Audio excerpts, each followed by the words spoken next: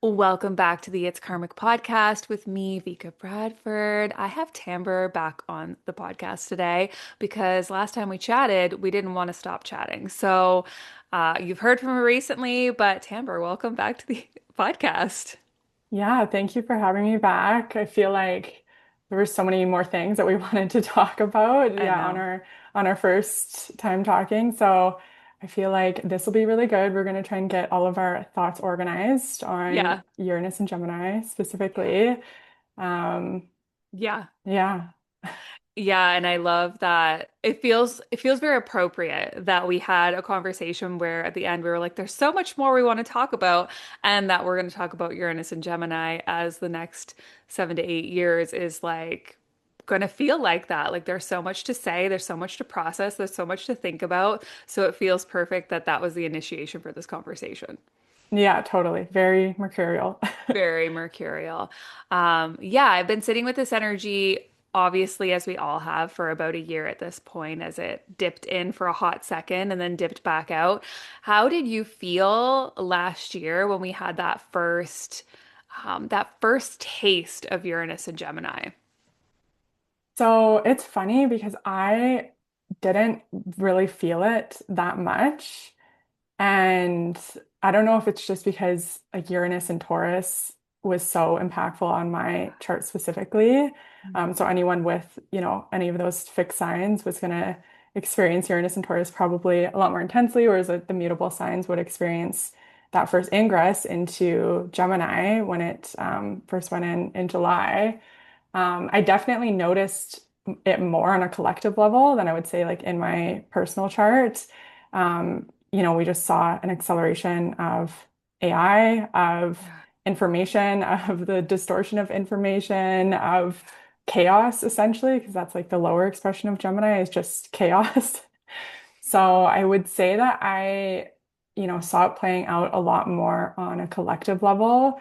But yeah, on a personal level too, like if Uranus transit into a new sign, it's going to transit into a new house, typically if you're Yeah. using whole sign houses, and you will feel that. So I was feeling it a bit. It transited into my 10th house, which has to do with, career and legacy and your long-term work. And around that time, that was when I was like, okay, I really need to focus on becoming a writer, on taking that a lot more seriously than just having a little astrology side business, which I had been doing for about 3.5 years prior to that, or Yeah. about 3 years prior to that. So yeah, I did experience it a bit, but I would say more on a collective level for that first little dip into Gemini.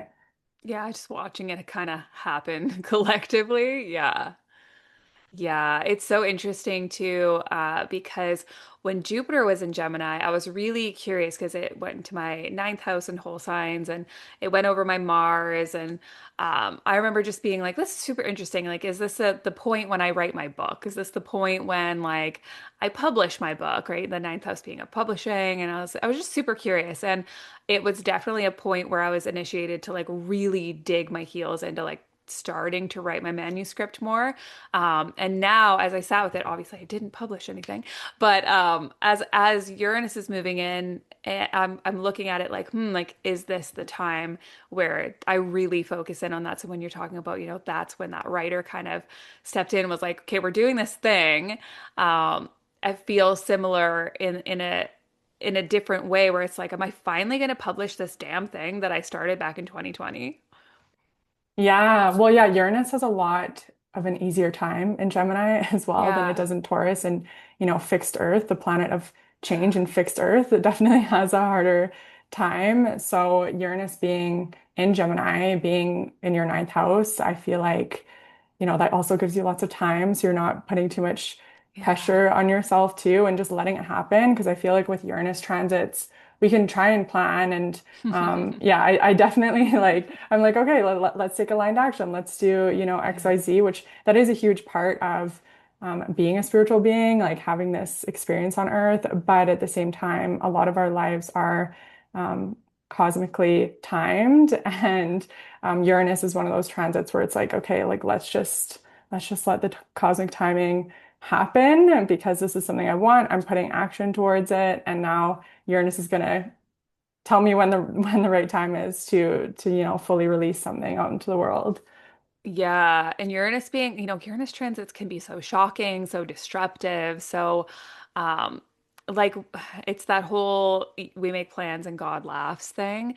Uranus comes in and it's like you really can't predict what happens. And I can't remember if it was the astrologer Rick Levine was talking about like how it's like Uranus transits are for our betterment in the sense that they help us break free. And yet there's this quality to them that actually sometimes doesn't give a shit about our highest benefit. It's just Uranus being Uranus, just being disruptive, just being also chaos, right? The chaos that comes from the Uranus energy. And I'm like, yeah, we need to remember that I think everything is for our betterment. And yet inside of it, you might be like, well, why the fuck did that happen?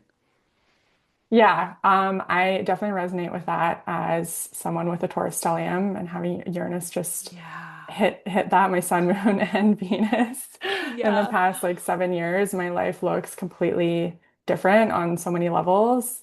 Yeah. Um, I would like to think that Uranus is like a good guy and like wants to get us into alignment with our higher selves, but I can definitely see that it's like it's kind of like, okay, what's this person going to do if we do this shake up in their Yeah. life, or yeah, if we put this fork in the road and they have to totally go off the path that they thought they were going to be on for the rest of their lives, because that's a lot of what Uranus is about, is shaking up your life completely. And Yeah. obviously that changes the entire trajectory of not only your life but then like humanity's trajectory as well.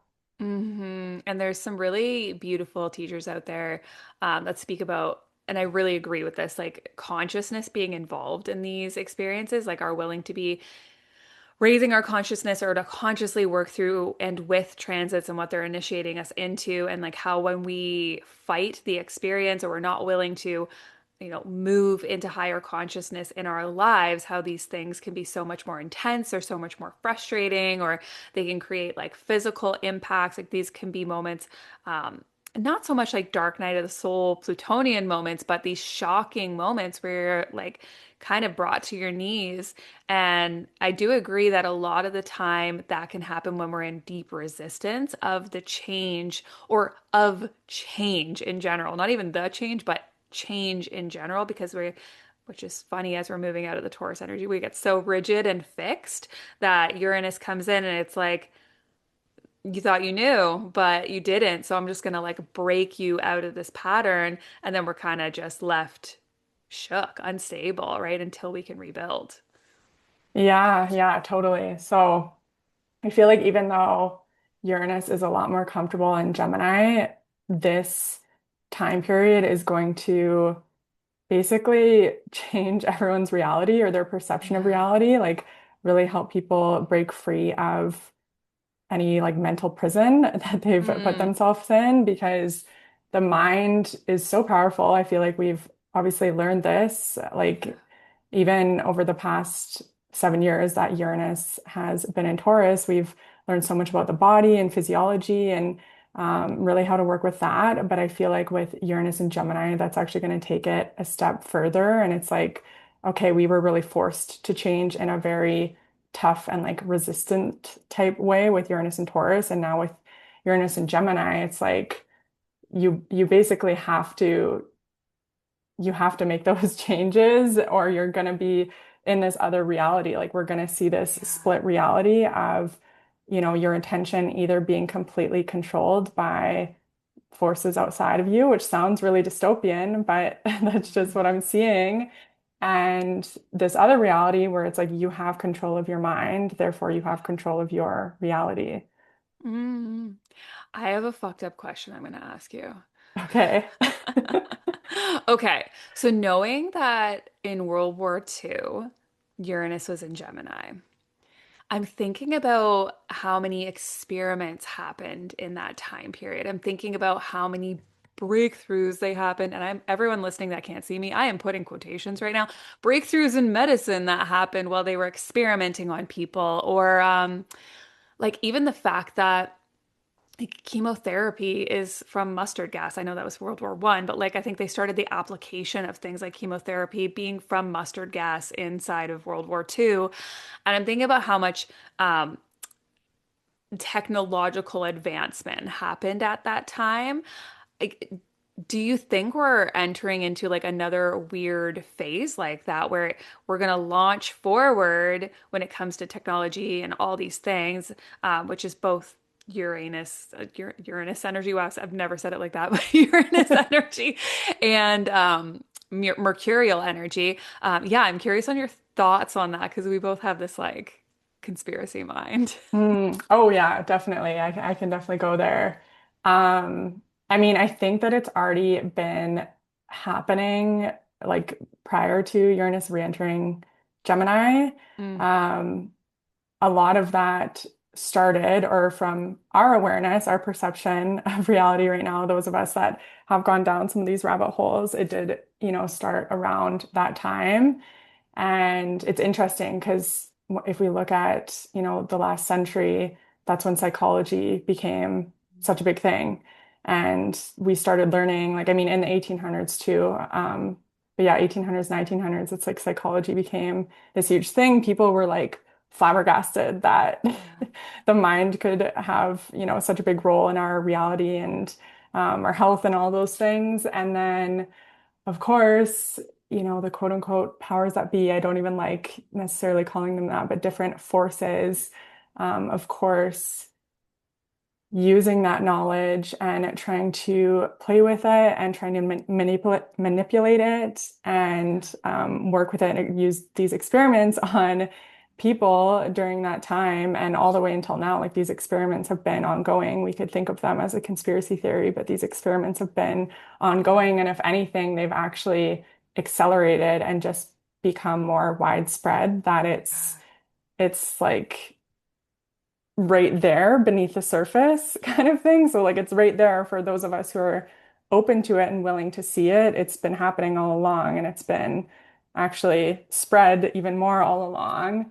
And we can see this with mainstream movies, with mainstream music, with all of these different things. There's a lot of forms of mind control that don't just have Yeah. to do with watching mainstream news. Like there's mind control in social media, there's mind control in so many different ways. And it can sound really scary, like when you first start to hear this or you first start to learn about this, but it's honestly so liberating when you start to learn about it, which is a huge Uranus theme. So I'm hoping Mm, that, yeah, this yeah. transit will really awaken a lot of people to that truth. But I'm also realistic in the sense that I think some people don't necessarily want to awaken to that truth because it totally shatters the reality that we Yeah. thought we knew. And yeah, I can totally see this split where some people are going down that path of even like, wanting to implant technology into their bodies, which we've already seen, and Yeah. wanting to have relationships with like an AI girlfriend or boyfriend or Hmm. like marry this AI entity or something. Hmm. So I could definitely see that, which in my mind, I'm like, that's letting your mind be controlled by Hmm. this, external technology. Whereas if you're fully claiming your humanness, claiming your mind, claiming the power of your mind, because really our minds are the most powerful technology available to us. And quote unquote, they know that. Hmm. And God gave us this gift of our minds for a reason. And I think this, other timeline that a lot of us are choosing to go down, that's going to be a huge lesson is like, okay, how do we work with this? And how do we work with this knowledge, not just to know it, but actually utilize it. Yeah. It's interesting as you're saying this too. I'm thinking about something that's been ruminating and rolling around my brain for the last couple months is like the Atlantean karma and how the Atlantean karma is really connected to like the abuses of technology.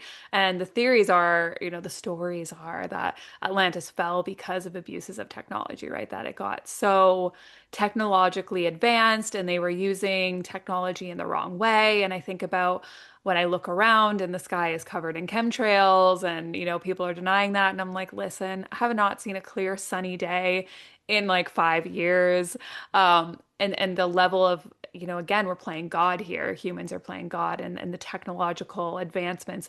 I think a lot about Uranus and Gemini and its role, even as you talk about the split of like, yeah, this playing God, like on the what podcast was it? I think it was the Cosmic Matrix podcast. Laura Matsu was talking specifically about Atlantean karma and how, we have to choose again. We have to choose, like, are we going to go down that path again and abuse technology in this way? And I think it's an interesting time with Pluto and Uranus now making this sextile in the sky, and then everything else that's happening. I'm like, oh, are we having to choose again if we're going to abuse this Gemini energy? Yeah, yeah. The first couple years of Uranus and Gemini will definitely be interesting because there's that trine to Pluto and Aquarius. Hmm. And then Sorry, there's a, trine. Yes, yeah, not yeah, a yeah. I knew sextile. what you were trying to Yeah. say. Yeah.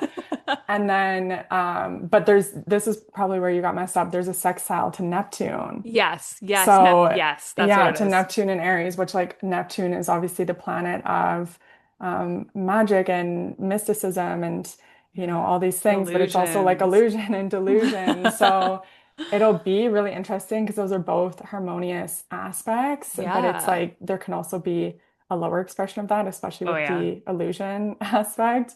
So, yeah, it'll be really interesting. I have heard those theories of definitely like trying to play God, weather modification Yeah. and even like altering human DNA and things like Yeah. that, which is a whole thing to get into. But um yeah, it'll be interesting to see. I definitely would like to not to go down the doom and gloom route. And I think that Yeah. that's a whole other um side of mind control. Like if you, Yeah. are living in the conspiracy realm and you really want to be going down all these rabbit holes all the time, that can actually be just as low of a frequency, I guess you could say, as if you were completely naive.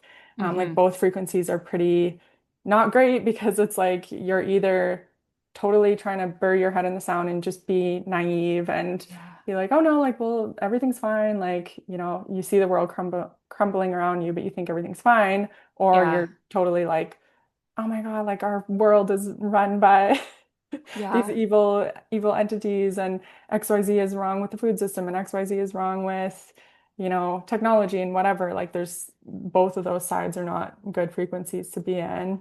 Yeah. Let's actually go like there because everything that's happening in the sky right now is so nervous system related. Like, so even the Aries energy, the Pluto and Aquarius, like everything is so related into the nervous system and destabilization and overactive energies in the body, but also the high octave of like our minds being highly attuned right now and us actually having enough fire and energy to move. So I think it's such a great thing to start talking about, like, yeah, the nervous system and how um, during this transit, we do need to be deeply taking care of our minds and what we're consuming, what we're thinking about, talking about, who we're connecting with, why we're connecting with them, like what we're choosing to literally put into our brains and then like say. I feel like that's a really important part of this. Yeah, yeah, I've been thinking about this a lot recently. Again, like with Uranus and Taurus, I think it became so rebellious to care about what you eat and to Hmm. be moving your body more, to be connecting with nature more, all these things that became the rebellion. Isn't Yeah, that but funny? which is yeah, so ironic that it's like just to want to eat healthy and like Yeah. be healthy and be in nature, that's considered rebellious. Yeah. But yeah, I think with Uranus and Gemini now we've already been seeing this, and I think it came to the forefront a lot last year when Uranus first had its little ingress into Gemini, is the screen time, our like attention, even Yeah. light, like being mindful of, Yes. yeah, light, being mindful of sound frequency, like being Hmm. mindful of all these things that we haven't really thought play that big of a role on our nervous system, but Yeah. on a deep cellular level, they do.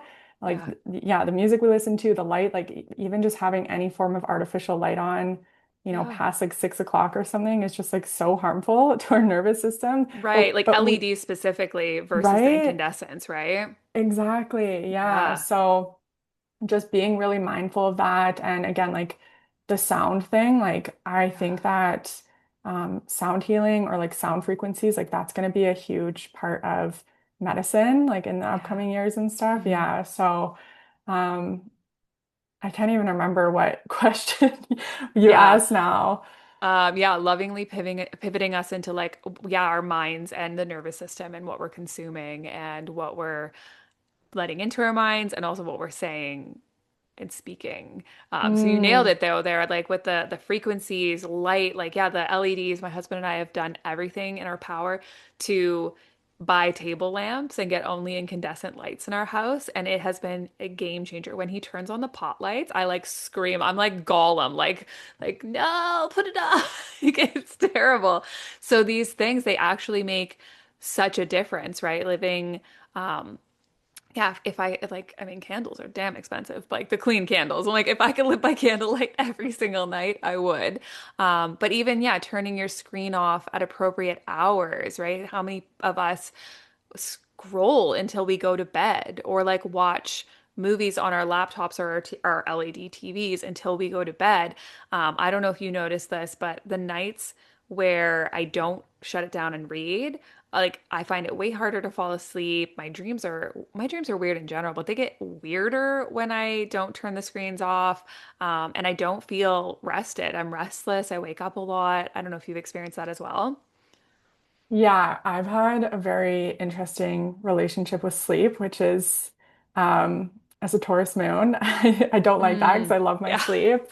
But yeah, I've noticed now, like in the last few months, I cannot be on my phone or laptop at all, like pretty much for a Wow. few hours before I go to bed. And I've, even with like, 5 minutes of scrolling and not even scrolling, I have a niece and nephew, so I just look at photos of them all the Yeah. time. Yeah. So if I'm just like looking at photos of them or I don't know, trying to like clean up something on my phone to like quote unquote get ready for the next day, which is I don't need to do that because I can just wake up and do that in the morning. Yeah. But I've noticed if I do that even for 5 minutes, for 10 minutes, it totally impacts my sleep. I will actually wake up at like 3 in the morning, 4 in the morning, whatever, and then I can't fall asleep again because your cortisol is so raised. So I think that'll be a really big theme for a lot of people because it's all of these subtle things. Like it's one thing to have the night screen on your phone or have it on your computer and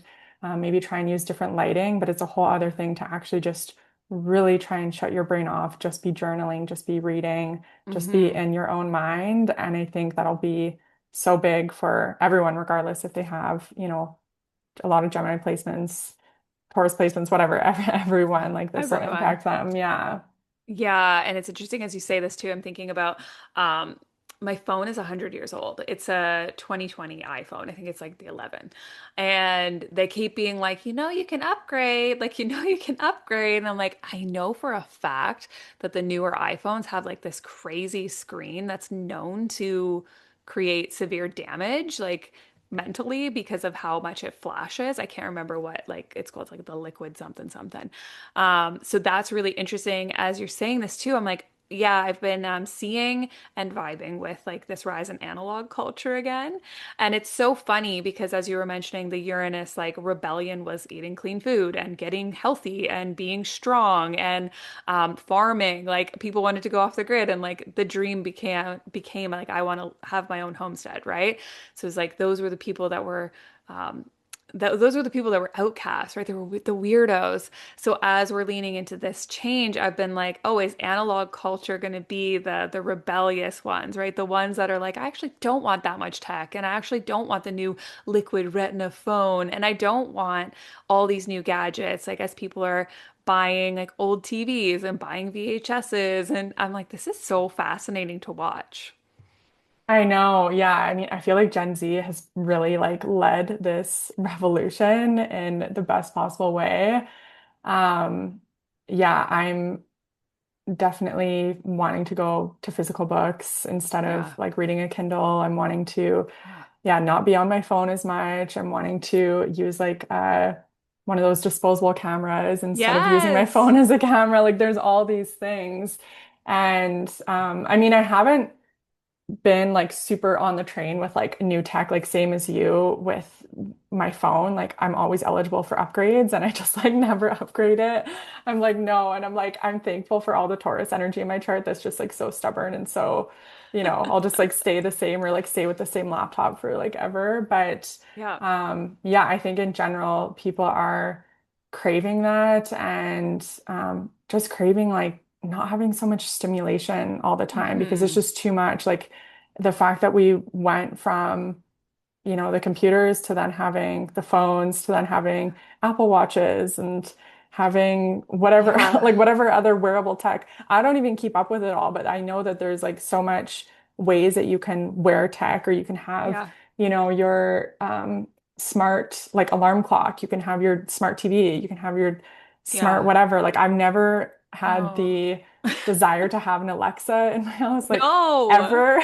Like I'm like, that sounds like the worst like possible thing that I could have in Yeah. my house. So like, but even people that did maybe, think, oh, like this is cool and this is helpful and this is trendy, like a few years ago, or having even like the Ring cameras, things like that. Like all those people that bought into those trends are now like, actually, wait, I'm reconsidering that and I Yeah. don't want this to be a part of my life anymore. Yeah, it's so interesting to watch. And I think this is also part of that split too, is right, we're gonna see the people who go harder on tech and they go harder into all of it. And AI can be really useful in many, many ways. And then there's like the when you make AI or tech like your whole entire existence. And then there's gonna be the people that are like, I'm gonna go into the forest and just like not exist, and then there'll be the people sort of walking in the middle, but it's going to be interesting to watch how the split just deepens, like the cavern between the two cultures really get divided at this point. Yeah, yeah, I definitely see that happening. I think even though, yeah, it is like that split in reality, like you said, like there is going to be those people that are kind of in the middle. Um, I'm definitely not like anti-AI because I think that Yeah. that's something that is also like I don't want to say like a trap, but it's like the genie's already out of the bottle. Like AI is Yeah. already out of the bottle, and the fact that it's as mainstream as it is now shows us that this technology has been available behind the scenes for probably 10 or 20 Oh years, yeah. Yeah. maybe. So yeah, like it's only going to get more advanced and it's only going to accelerate more, but it's using it in a way that's in integrity and we're consciously using it and Yeah. supporting companies that are, using it in a way that's actually for the betterment of humanity rather than dumbing us down or, yeah, controlling our minds or different Yeah. things like that. So I think that's important too, because I think that's been a really big trend of people being like, oh, it's anti-AI and like don't ever use AI for anything, which Yeah. I can see why they, think that way, but we have to remember when the internet was first invented, like people were super afraid of the internet when The telephones were Industrial super, Revolution. right? Yeah. Like when all these different things were first invented, like people had so much fear around these things, which I could imagine not having a phone, like not being able to talk with anyone other than people in your actual present moment, to Yeah. being like, oh, you're gonna go on this thing called a phone and talk to someone like in another state or in another country or something. I can imagine how fearful that would be. So yeah, we just have to remember that. That's why it's so important to look back on history as well. Yeah, the all of those things I think about all the time. Is like how afraid people were when new things, big things like phones, internet, industrial revolution, everyone fought it, right? And like I think even trains, like there was like a big thing about fighting trains getting built, like train tracks getting built. And it's like I personally experience this deeply. Like sometimes I hate progress. And then sometimes I'm like, well, I like love progress because there's a part of me that's like, oh, like, why are we doing this? It's horrible. Go back to the way it was. And then I'm like, but like, we have to move forward too. It's like, how is it for the betterment? Question mark, always. Yeah, I know it's such an interesting balance because it's like we don't need to be doing more and more and more, increasing our productivity or, Yeah. like that's definitely the energy that humans have been in for, Hmm. I mean, this go around of history that we know, just like, Yeah. um, yeah, thinking that more is always better. So I totally get that. But at the same time, it's like, okay, well, I really like the condo that I'm in. I like that I can, um, walk to a cafe and get a coffee. I like that I can Uber Eats if I wanted to my house, like different things like that. So it's Yeah. interesting because it's like we want to go back, but it's also nice to realize, okay, we have these kinds of like forms of shelter and technology and stuff, like me being able to FaceTime with my niece and my nephew all the time. Yeah. Like that's something that wouldn't be available if the iPhone wasn't invented. So yeah, it's an Yeah. interesting balance. It really is. It really is. Yeah, thinking about that, like being able to talk to my family back in Ontario, like my great aunt is turning 99 next month, and my mom's like, "We're gonna try and set you up at like on the table with like FaceTime." And I'm like, I would never be able to be there for her 99th birthday, right? I can't just fly to Ontario on a whim. So yeah, it's like there's so much good. And then as you mentioned earlier, it's like how it is like with the AI, it's like is it being ethically used and like how are we using it? Are we being intentional with it? Not to say we always have to use things like for the highest good, but it could but like even fun is still a good way of using it rather than like is it for evil, quote unquote. Yeah, yeah, totally. I mean, yeah, I think that it's like it does have a lot of good uses. Like when I was back in the corporate world, like it actually helped a lot with like summarizing meetings or doing those mundane tasks that you didn't really want to do and would keep you on a Yeah. screen more than you wanted and stuff. So I do see a lot of uses, and I think that there is good things being done with um, hopefully like creating free energy and things like that. Hmm. But that's um yeah, that's a whole other rabbit hole to go down. But I do think that there's a lot of good things being done with it. It's just on an individual level, if we're outsourcing our intuition and our imagination and things like that to like ChatGPT or Claude or whatever we're using, that's just gonna not be good in the long Yeah. run for anyone. Yeah, I had a conversation with a friend the other day. I was having a spiral, and I was like, "Walk me out of this spiral." She's really good at doing that. And at the end of it, and I had kind of walked her out of a spiral too, just like seeing things more clearly. And that we both sat there, just being like, "This is what we need." Like to reframe things. We need to sit in conversation. We need to be together. We need to like, go back and forth over voice notes and help each other like see what we're not seeing. And both of us were like, if I like the couple times I've tried to like sit with ChatGPT or whatever, any of them, and be like, "Can you help me reframe this? Like my brain is not functioning. Can you help me reframe this?" I never feel like, even though it gives decent advice, I never feel that sensation. Like when you've talked with a friend and they've mirrored something back to you and you guys have been in communication and you have a massive breakthrough. I've never felt that energetically with AI the way I do with people.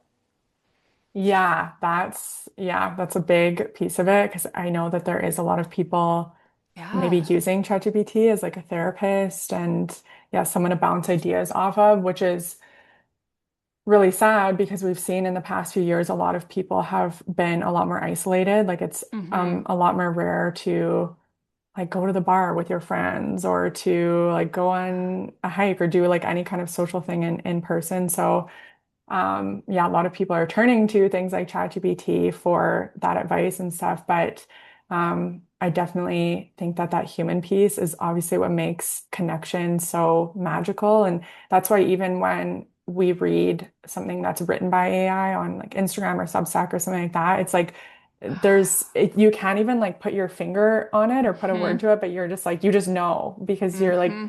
there's not a human behind this and there's not consciousness. And then that brings us Yes. to the energy piece where it's like everything really is energy. A lot of people talk about, everything is energy, but it's like this transit of Uranus and Gemini and the acceleration of AI is really going to show us that Yeah. everything is energy and we can feel that regardless if we can, put words to it or not. Some of my favorite creators I saw when they started using AI, and I could not read anything they wrote anymore. Like I would open it and I'd be like, yeah, like another one from this person. Like I love their publication. And all of a sudden I was like, it had like the soul was sucked out of it.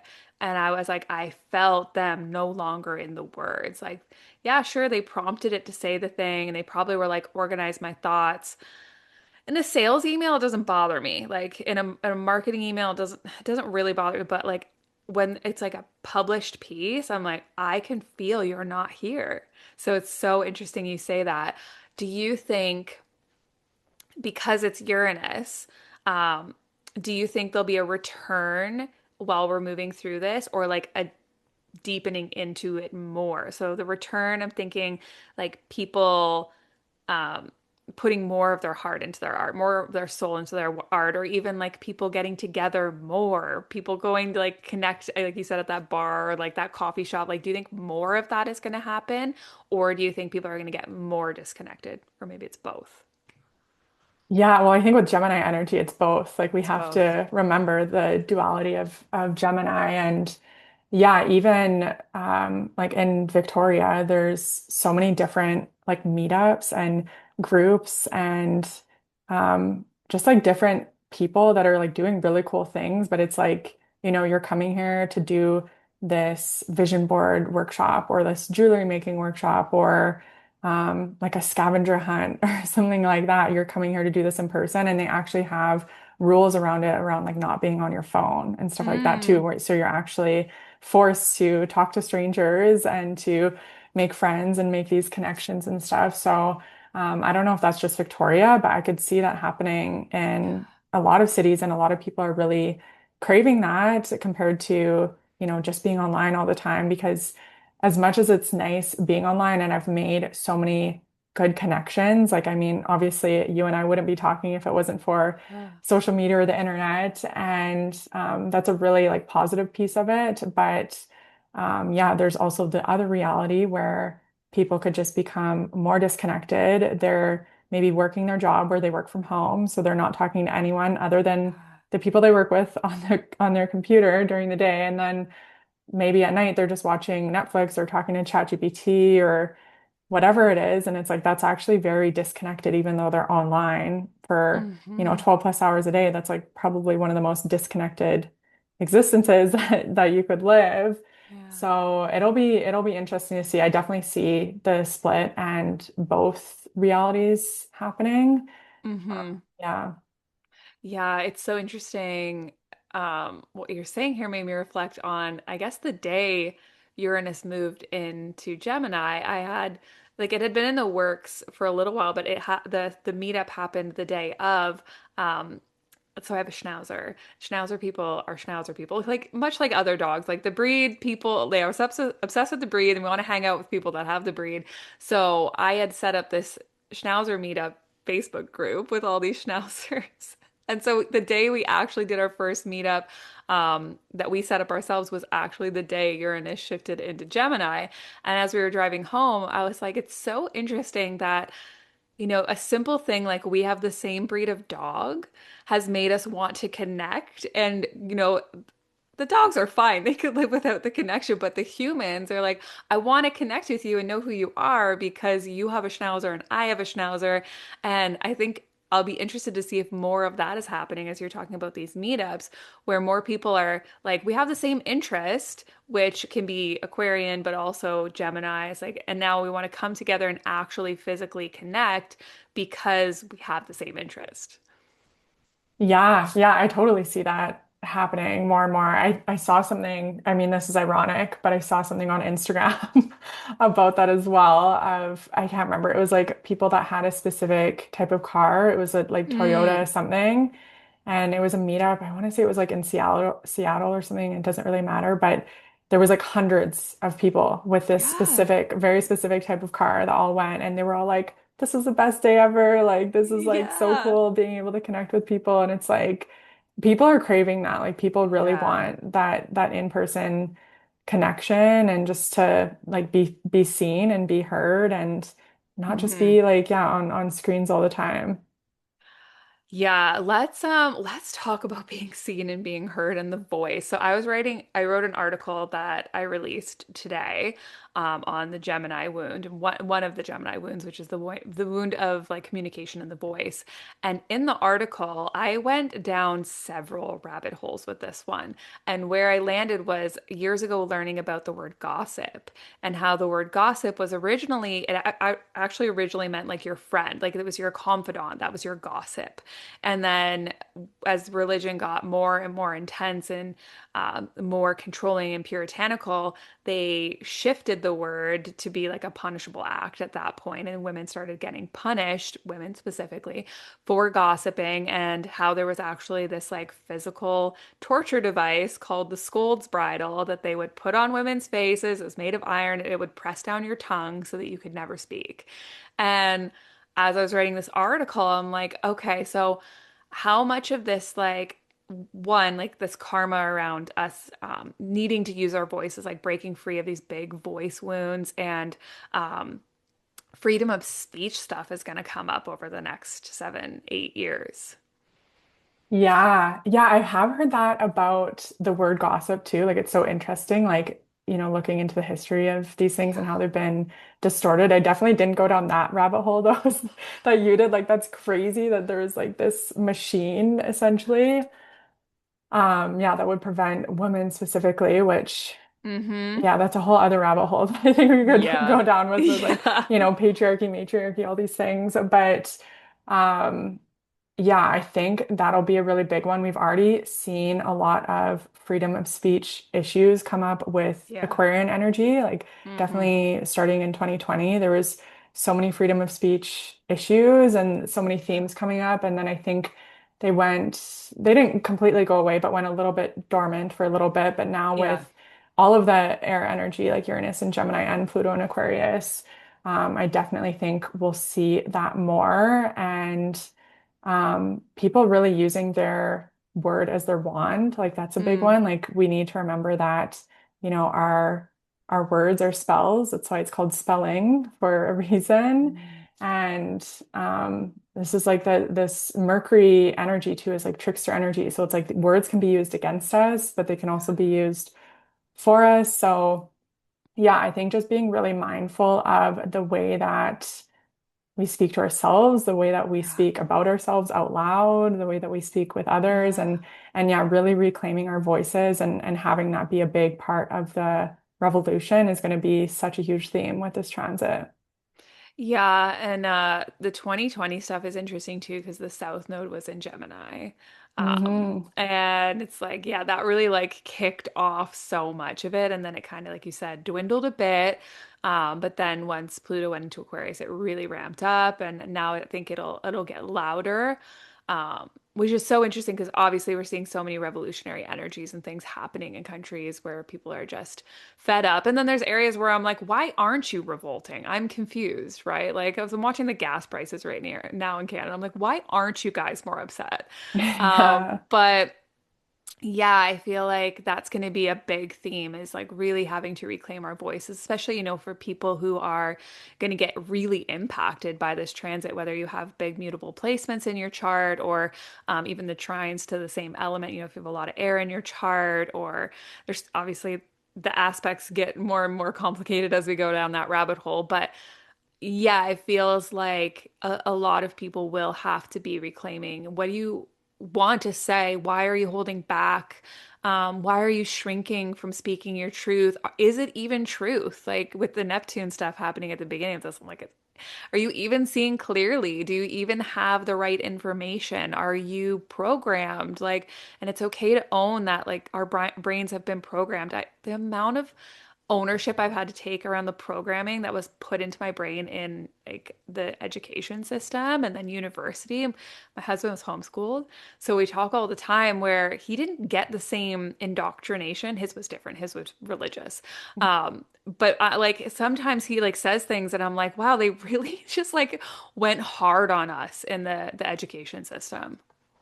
Yeah, it's so crazy to think about. Like someone like me, gained so much fulfillment. Like my ego was, felt so great to like be someone who was seen as, a straight A student or smart or whatever. But having a lot of that breakdown, and especially with Uranus and Taurus transiting my personal placements, Yeah. and yeah, just realizing the levels of indoctrination and programming. And it's not only within the education system, of course, like it's, Everywhere. that religious indoctrination too, which is not the way that God intended us to experience this energy. Mhm. Like it's crazy how much, so much of it has been distorted. And now during this time, I think that reality is shattering, especially with, Neptune and Aries and the aspect that it'll be making to Uranus and Gemini. Yeah. People's realities around this are shattering, and that deprogramming is going to be such a big thing. And still now, like even though we've been feeling this energy for a little while, there's so many people that know deep down that they have more to say, or Hmm. what they're feeling is totally different from what they see on the external reality, but they're just, yeah, too afraid to actually voice it. But it's like Hmm. that's where the actual freedom is going to come from, is speaking about that and not being afraid. Do you have any thoughts on like the next couple years specifically when, Uranus is at the early degrees of Gemini, Neptune is in the early degrees of Aries, Pluto's in these early degrees of Aquarius, and then Jupiter is going to hop into the early degrees of Leo, and the South Node is going to slowly move back to those early degrees. So both Jupiter and the South Node will get their dance with all of this. Do you have any thoughts on what this might feel like, or what people could like kind of lean into a little bit as we're going to be moving through these like energies, these big energies meeting? Yeah. I mean, so Leo energy is like a soft spot for me with Chiron in Leo there too. So it's like I think this will be a really big time period for me the next couple of years. Yeah. And one of the things that we often think of with Leo is obviously authenticity. And even with Aries, like Aries is Yeah. another huge authenticity energy sign. And it's funny because like we can talk about authenticity, we can, say you need to, show up with more authenticity or be your authentic self and things like that. And that has been a theme for a little while. But I think the next couple of years, it's just going to actually be embodying that and not Mm. just saying that you're being authentic, or even you yourself thinking that you're being authentic, but deeper down it's like no, there's actually more layers to this, because Pluto, yeah, Pluto plays such a big role in that, of like going into those deeper layers. With Leo, I definitely think of heart intelligence, connecting to our hearts. And um, our hearts, that's like the most intelligent center that we have in our bodies. Like Mm. obviously our minds play such a role, but it's all connected. Like everything in our body is connected. Yeah. But really connecting to that heart intelligence, and really like sitting with yourself, sitting with your own thoughts, because like even for me, this process of being seen as astrologer, being seen as a writer, all these things over the last 3.5 years, I have been stepping into my authenticity, but I know that there's more things that I could be sharing, and there's more things behind my work that I could be sharing of, my own thoughts, like my personal thoughts on a transit, or my personal thoughts on a specific energy, but I've maybe been too afraid of like being misunderstood, which is a huge, yeah, Mm. Gemini wound of like being Hmm. misunderstood. So I think these all play together, but it's like if you're really coming from your heart and you're coming from a good place, it's gonna be okay. Like if you're Yeah. misunderstood, like that's part of the process, because if we're just living in this surface level, like people pleaser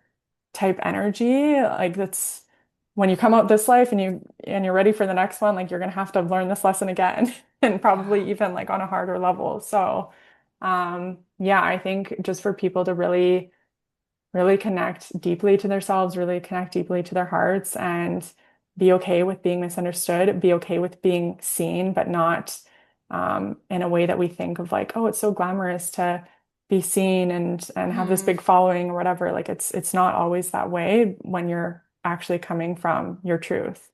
Mm. Yeah, I love you saying this. I was reading an article the other day by her name's Alexandra Roxo, and she wrote an article that was basically labeled on Substack, My Phone Became a Portal.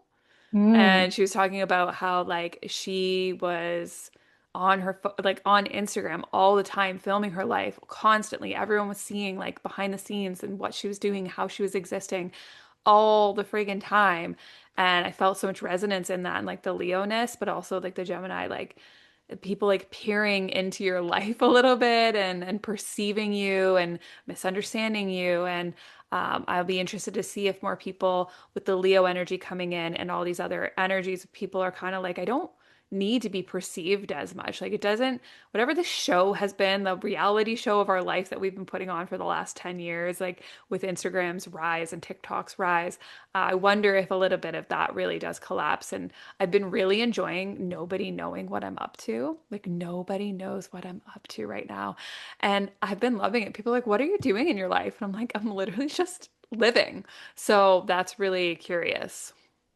yeah, yeah, I definitely see that as well. I think the curation and the like over performance and everything like that like has been such a big thing. So with, Jupiter and the South Node there as well, that's gonna Hmm. really highlight this. And anyone who's still in that energy and getting validation just from others watching their Yeah. lives or their work or whatever, like that's not is like that's not going to bring you fulfillment. Like the Hmm. actual fulfillment comes from within. And ironically, when you're fulfilled within, you're feeling authentic, your heart's coherence, that's when the external fulfillment comes as well. But it's like Yeah. that has to come first, like that inner heart coherence and not doing it for anyone else but Yeah. yourself, ironically, actually makes it better and more inspiring for other people around you. And Yeah. that brings more external success too.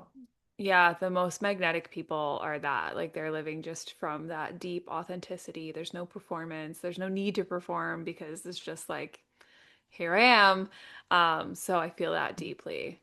Is there anything else you feel like we haven't touched that we need to touch around Gemini, Uranus energy?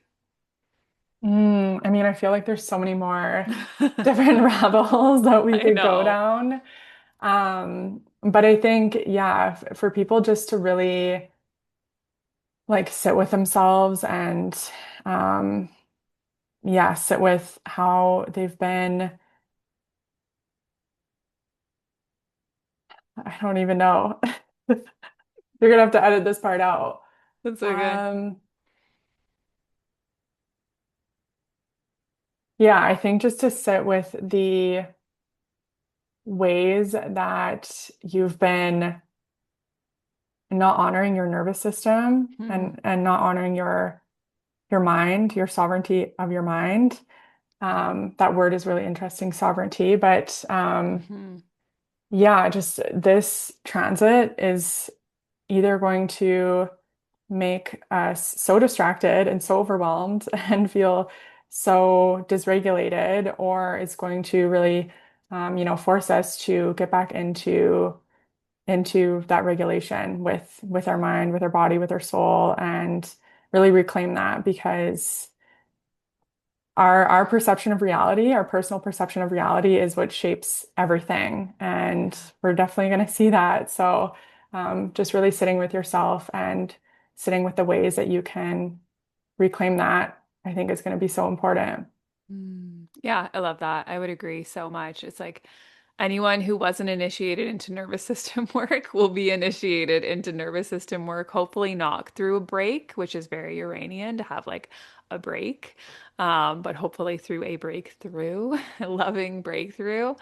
Yeah, I really love what you said there. It feels like good guidance and good reminders as we move through this transit that it's going to get really buzzy. And we also have a choice, right? You have a choice to put down the phone. You have a choice to turn off the screen. You have a choice to choose your thoughts, choose your words. Yeah. Yeah, totally. Mm. Hey, as we wrap up here, is there anything else you feel that they need to know? Any like reminders of love or anything you feel they need to know? Hmm. I don't know. I feel like this Gemini energy, it's like Yeah. it's like the what's that saying? The cat has your tongue. Yeah, Hmm. yeah, I'm Cat got your like tongue. cat Yeah. got your tongue. Um,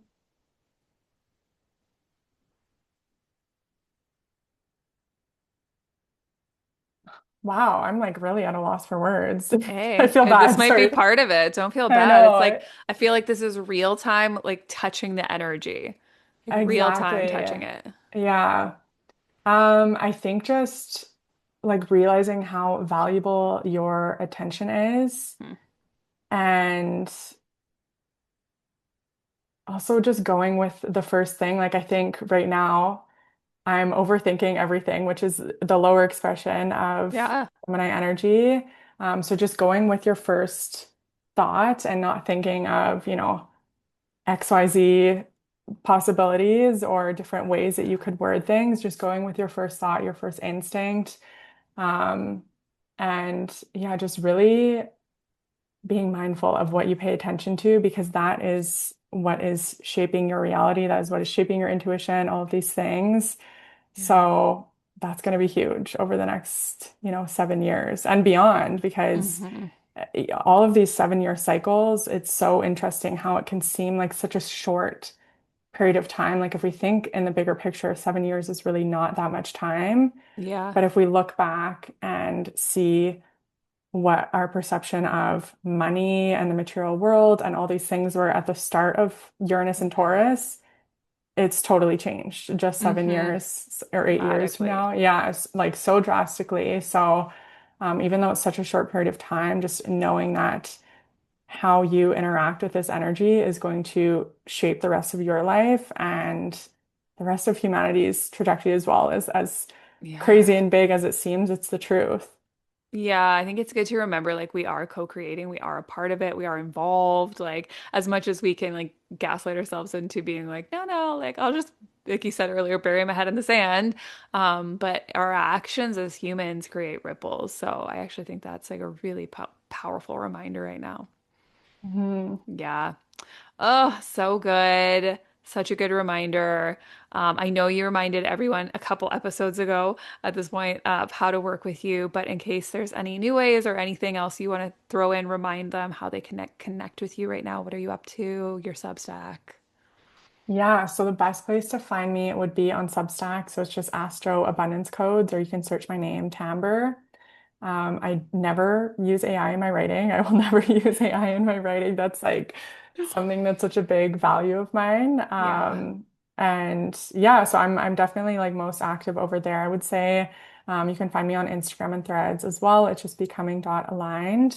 And yeah, you can basically check out everything that I'm offering over there. perfect. Perfect. Highly suggest everyone. If you're feeling called, go read all the good stuff. Yeah, you've got some good pieces on there that I feel like are really helpful through these moments, right? These moments of deep uncertainties. Like, yes, we're someone is writing about like the really important stuff instead of the fluffy, the stuff that like skirts past the truth. I feel like is important about your work. Yeah, I really like to go deep, especially in my like new moon and full moon guides. Like it's interesting because Yeah. I kind of tease a little bit like before I get into it, but then I'll go deep. Like I will lift the veil on certain things and Mm, I will not hold back when it comes to my knowledge on like conspiracy theories and things like love that. it. And I think that's really important. Like, especially we were talking about Uranus and Gemini Yeah. unleashing your voice and Yeah. yeah, actually speaking your truth. That's been something I've been really afraid of. And now more and more I've been like, no, I'm doing it. Like, who Yes. I'm cares? so So glad. I'm so, yeah, so glad because someone needs to be doing it. Yeah. In yeah, like an astrological way feels really cool. So, yeah. yeah. So, for everyone listening, I'll drop everything in the show notes so that you can easily access all these things. And we'd love to hear from you. If you have any thoughts, comments, on Spotify, you can drop them right into the comments or you can DM us, whatever you want to send us. We'd love to hear your thoughts, your processes, any breakthroughs you've had. And thank you guys so much for being here. And Tamber, thank you for coming on again and having this this pretty fun conversation with me. We went to some pretty fun places, so thank you. Yeah, thank you for having me on again. All right, I will talk to you all soon.